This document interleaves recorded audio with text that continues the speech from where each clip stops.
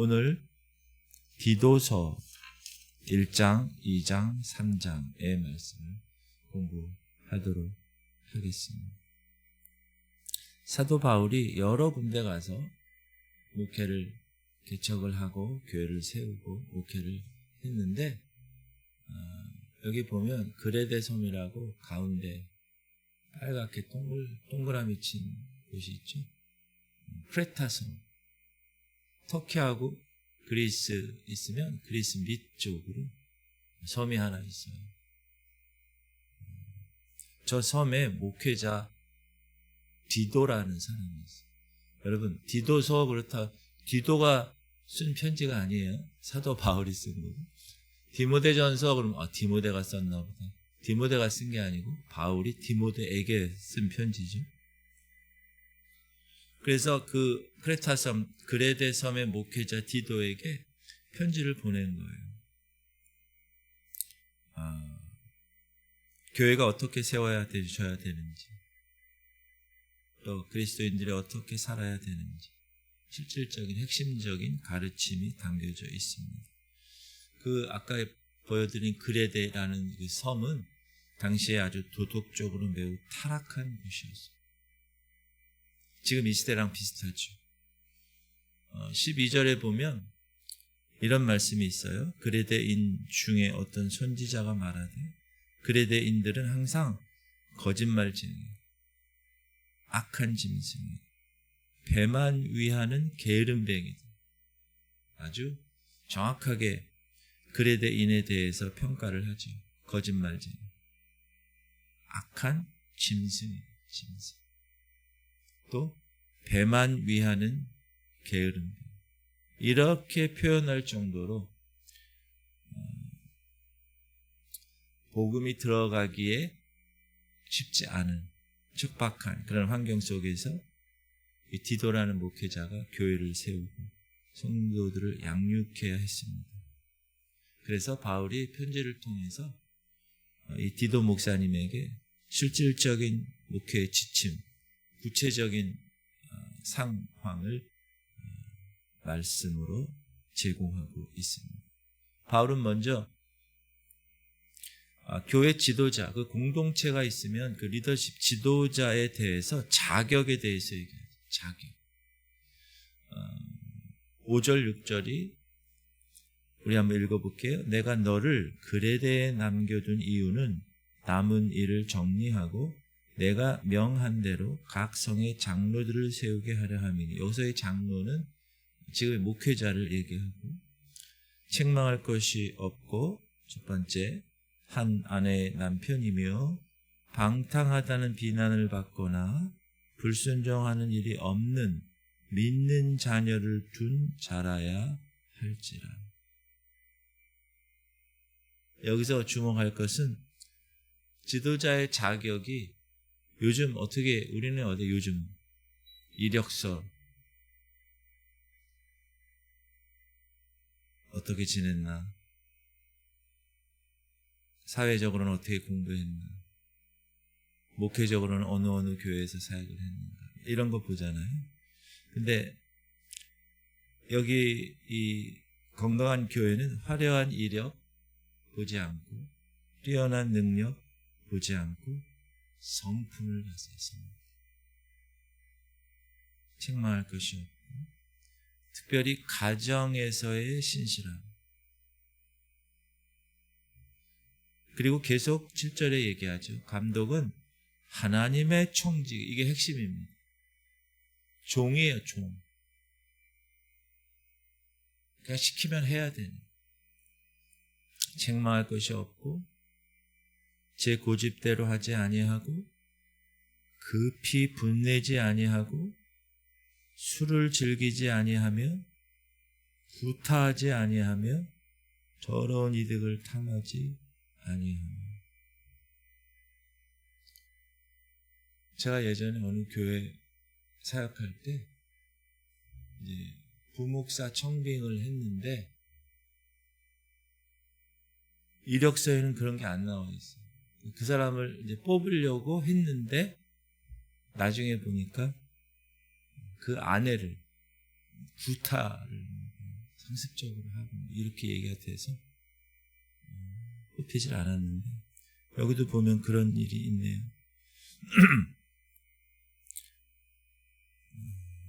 감독은 목사 또 장로 리더십들은 하나님의 청직이라는 거예요. 하나님의 청직이니까 자기 자신을 어떻게 해야 되냐? 이겨야 되죠. 그리고 급한 성품. 이게 이제 어떤 사명과 어떤 목적을 너무 다 이렇게 집중해서 하다 보면 조급해지는 경우가 있죠. 내가 몇 년도까지 몇 명의 목회를 어떻게 교회를 부흥시켜야 돼? 뭐 이러한 조급함.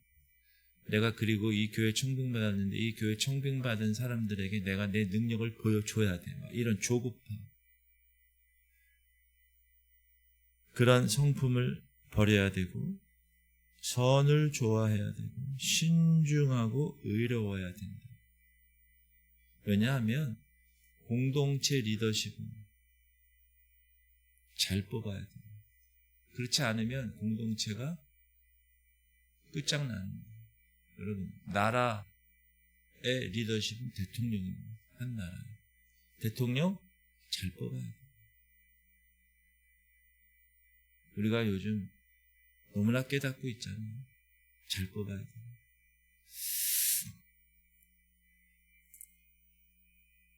근데 반면에 이 그레데 섬에는 어떤 지도자들이 많았느냐?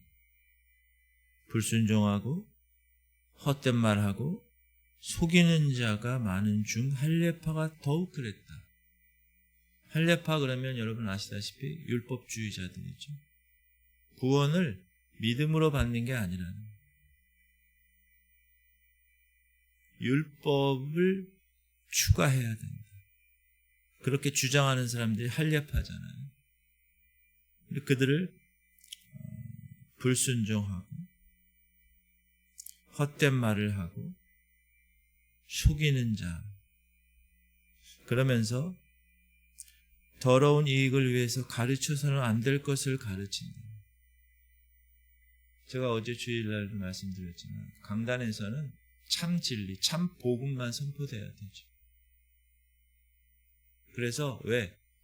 듣는 사람들이 그것을 잘못 복음에 대한 틀을 갖게 되면 다 지옥으로 만약에 이끌게 되는, 어제 제가 말씀드렸잖아요. 맹인이 맹인을 이끌고 가면 그 맹인, 리드하는 맹인도 지옥으로 가지만 듣는 그 사람들도 지옥으로 가는 거예요. 둘 다. 그러므로 더러운 이익을 위해서 가르쳐서는 안 될 것을 가르치면 되지 않아요. 우리는 무속신앙과 다르다고 그랬어요. 제가 기독교 그렇지 않다고 그랬어요. 국채해놓고 비나이다 복 다 주세요. 복 주세요. 그게 아니라 그랬어요. 각자 하나님이 부르심이 있다. 그렇다면 오늘날 그래서 13절에 뭐라 그러냐면 이 증언이 참되도다. 바울이 엄히 꾸짖어 믿음을 온전케 하라고 하죠. 그러므로 네가 그들을 엄히 꾸짖으라. 이는 그들로 하여금 믿음을 온전하게 하고, 잘못된 거는 잘못되었다고 꾸짖어야 된다.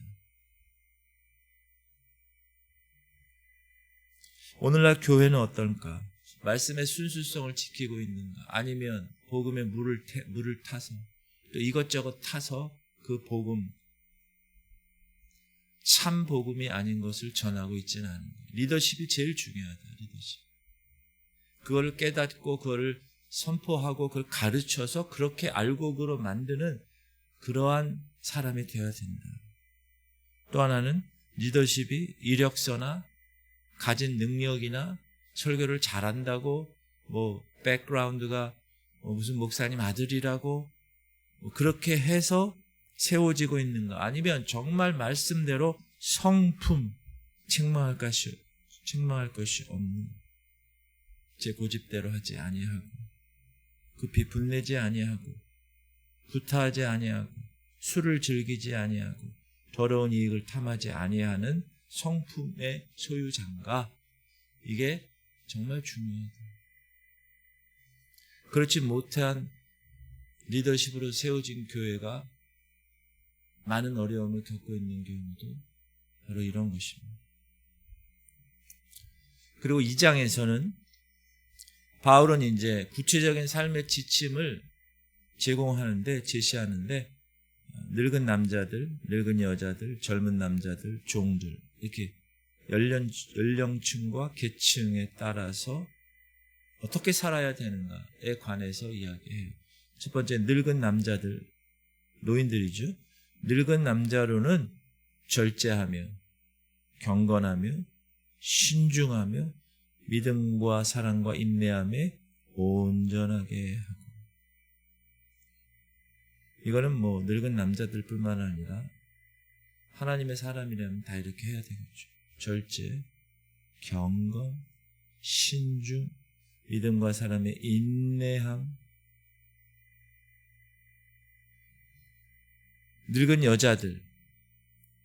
늙은 여자로는 이와 같이 행실이 거룩해요.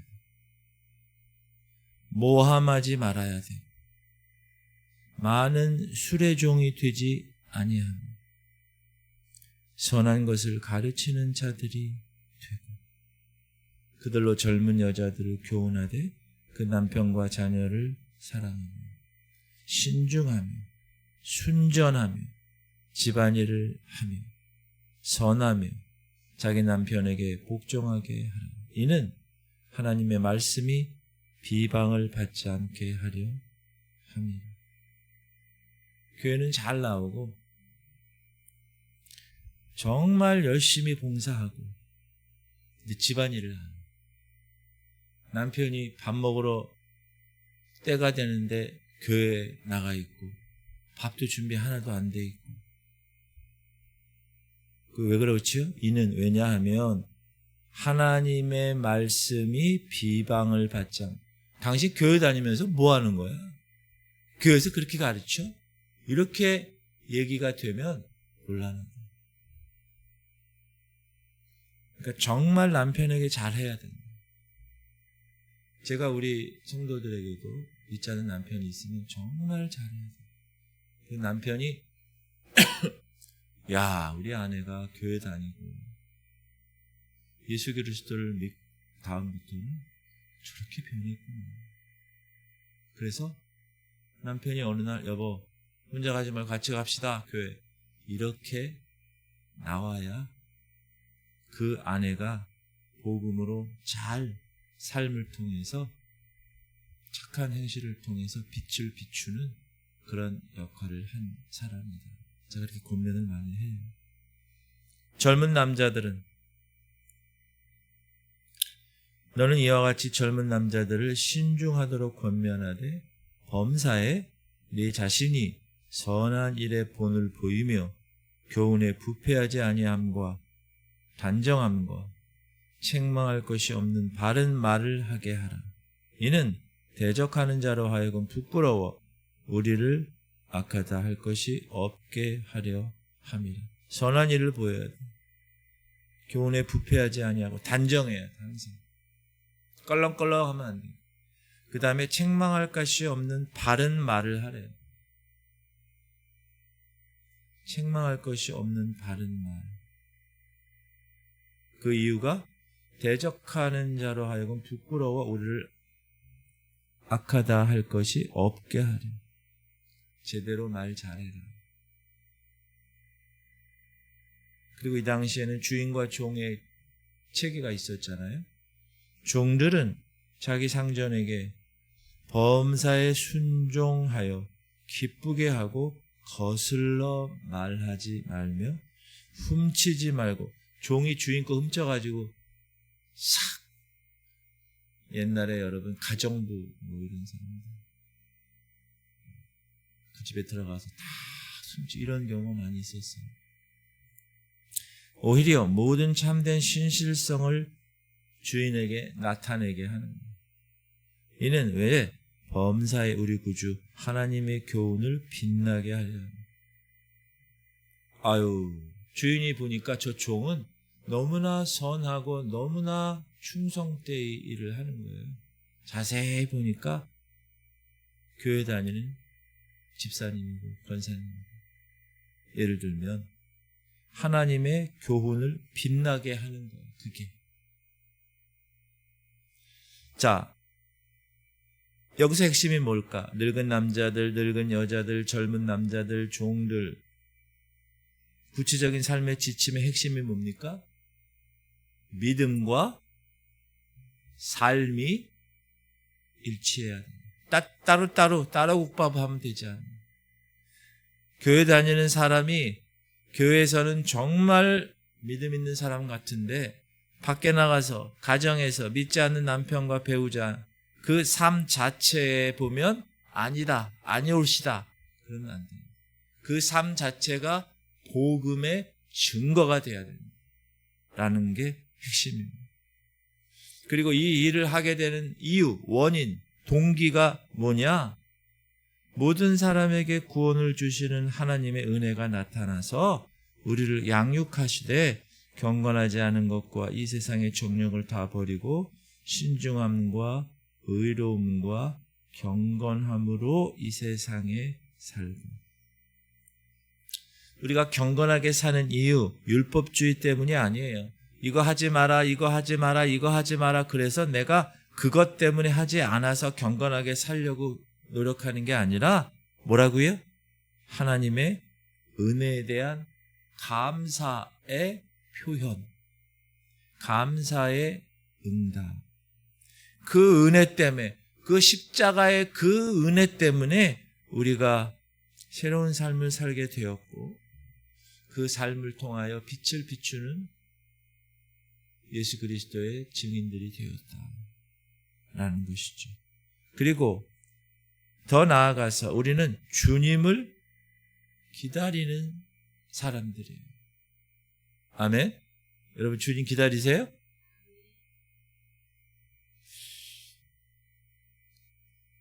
복스러운 소망과 우리의 크신 하나님 구주 예수 그리스도 영광이 나타나신, 언제 나타나요? 다시 오실 재림입니다. 그때를 기다리게 하셨습니다. 그 이유를 바울이 말하죠. 그가 우리를 대신하여 자신을 주심은 모든 불법에서 우리를 속량하시고 redeem, 우리를 깨끗하게 하사 선한 일을 열심히 하는 자기 백성이 되게 하려 하심이라. 스피커 문제인지 뭐 문제인지 모르겠는데 톱톱 이런 소리가 나는.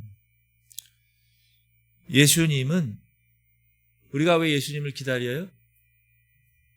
그분이 다시 오신다고 말했습니까? 그분은 자신을 주셔서 우리를 불법에서 대신 우리가 죽어야 될 그곳 십자가에서 대신 그분이 십자가를 지시고 죽으셨다.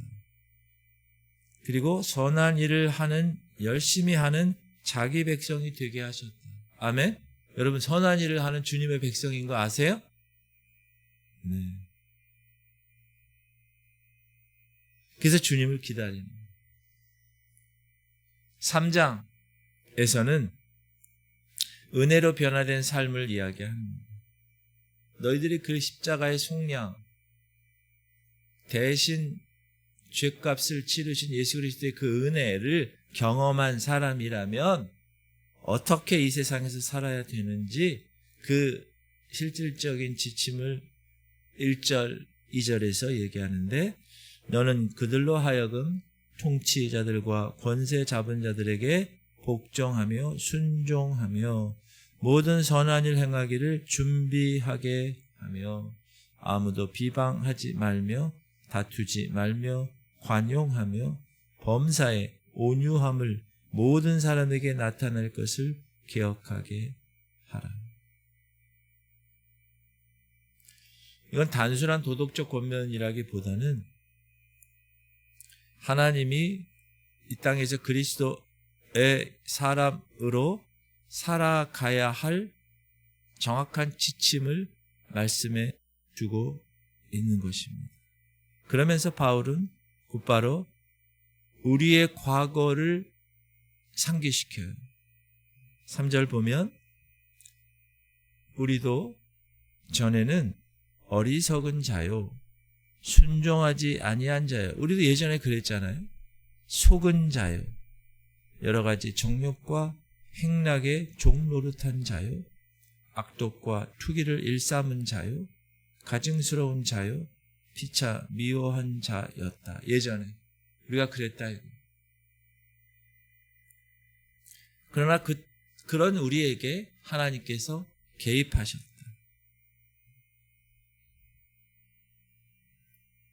우리 구주 하나님의 자비와 사람 사랑하심이 나타날 때에 우리를 구원하시되 우리가 행한 바 의로운 행위로 말미암지 아니하고 오직 그의 긍휼하심을 따라 중생의 씻음과 성령의 새롭게 하심으로 하셨나니.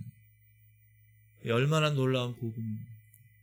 우리의 구원은 전적인 하나님의 자비, 전적인 하나님의 은혜라는 거예요.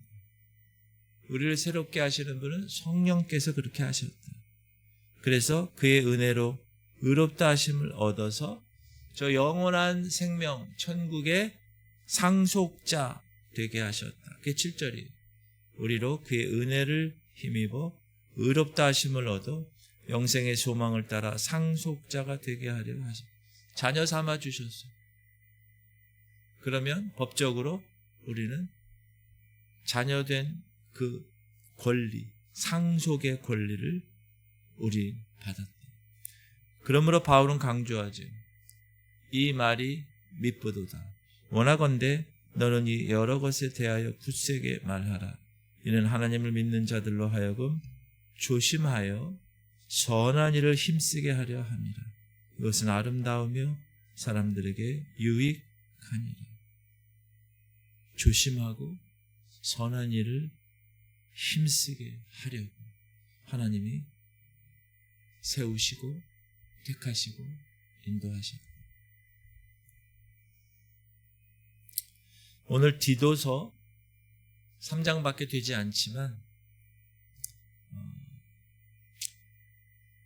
몇 가지 주님이 우리에게 주시는 메시지를 다시 한번 보면, 교회 공동체는 건강한 리더십 위에 세워져야 한다. 성품이 제일 중요해요. 제가 보니까 나이도 어린 목사님들이 제 주변에 있는데 제가 배우는 점이 많은 그런 목사님들이 있어요. 근데 그거는 물론 훈련으로도 되지만 일단 성품 자체가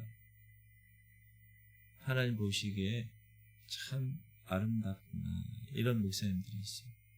성품이 중요하고 가정에서 신실 너무 중요하고 말씀을 붙들고 또 말씀을 가르치는 능력이 있어야 돼요. 목사님 말씀은 잘 알아. 근데 가르치지를 못하고 전하는 능력이 없다. 그것도 좀 문제죠. 그리고 서로를 위해서 기도하며 세워줄 수 있는 리더십.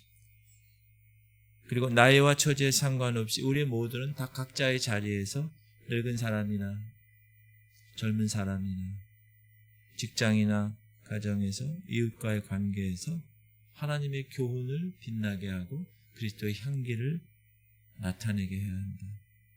그리고 우리가 선한 일을 힘쓰는 이유가 뭡니까? 이미 받은 그 구원에 대한 감사, 그 감사의 응답이다. 우리는 예전에 세상 사람과 똑같이 그런 어리석은 자였고 순종하지 않은 자였지만 하나님의 자비를 통해서, 하나님의 은혜를 통해서 하나님의 자녀가 됐다는 것은 얼마나 감사한 일인가. 그래서 그 감사의 마음으로 신앙생활을 제대로 말씀대로 순종하며 하는 것이 너무 중요해요. 그리고 세상에서는 빛과 소금의 직분을 복음 받은 자의 태도를 잘 감당해야 됩니다. 할렐루야. 이 새벽 우리 각자에게 주시는 하나님의 음성에 귀 기울이실 수 있기를 바랍니다. 핵심이 뭐죠? 믿음과 삶이 분리되어 있는가, 분리되어 있지 않는가. 교회에서는 목사고 장로고 권사고 집사고 아주 멋져요. 경건하고. 밖에 나가면 똑같다, 세상 사람. 그거는 거듭난 사람이 아니다. 그리고 받은 은혜를 꼭 기억하고 생각하고 교만하지 않게. 그렇게 건강한 교회, 건강한 믿음, 이 세상을 밝히는 하나님의 건강한 백성들이 되기를 주님의 이름으로 축복합니다. 기도합시다. 주님, 오늘 새벽에 이 디도서 말씀을 통해서 우리에게 말씀해 주심을 너무나 감사드립니다.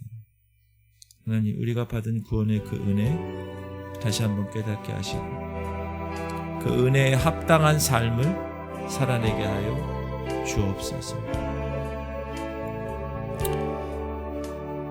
교회를 건강하게 세우시는 주님, 우리 각자가 맡은 자리에서 충성되게 하여 주옵소서. 예수 그리스도의 이름으로 기도합니다. 우리 기도 제목 제가 드려요. 주님, 우리 성도들이 교회의 건강한 리더십이 세워질 수 있도록 중보기도 하고, 여러분 저를 위해서 계속 기도해 주셔야 돼요. 리더십인 저를 위해서 각자의 자리에서 삶으로 복음을 전하는 성도 되고, 또 은혜를 기억해 세상의 빛과 소금 역할을 감당하는 것이 우리 할인이 붙들어 주시고, 민우 붙들어 주시고, 또 최영래 누님, 김리 원사님, 강웅리 원사님, 김원정 원사님, 김만나 원사님, 우리 김인상 성도, 최수빈 성도, 민경원 성도, 하나님께서 오늘 붙들어 주시고 육체 연약함에서 강건하게 하여 주옵소서. 우리 주님 이름 부르고 통성으로 기도하겠습니다. 주여, 할렐루야. 하나님 감사합니다. 오늘도 주님 붙들어 주심을 감사합니다. 우리 교회에 건강한 리더십이 세워질 수 있도록 목사인 저부터 정말 성품이 겸비하고 책망할 것이 없고 하나님 보시기에 정말 겸비한 겸손한 그런 주의 종이 되게 하여 주옵소서. 하나님, 주께서 교회 공동체를 세우시고 리더십을 세우셨는데 제대로 강단에서 말씀을 선포하고 참 복음을 정확하게 전달하고 하나님의 종 되게 하여 주옵소서. 우리 성도들 한 사람 한 사람 각자의 삶 속에서 가정에서 복음을 전하고 말씀에 합당한 삶을 살아가고, 그것은 그 전에 진노의 자녀였던 우리를 하나님께서 하나님의 자녀로 삼아주신 놀라운 은혜가 우리에게 있었기 때문에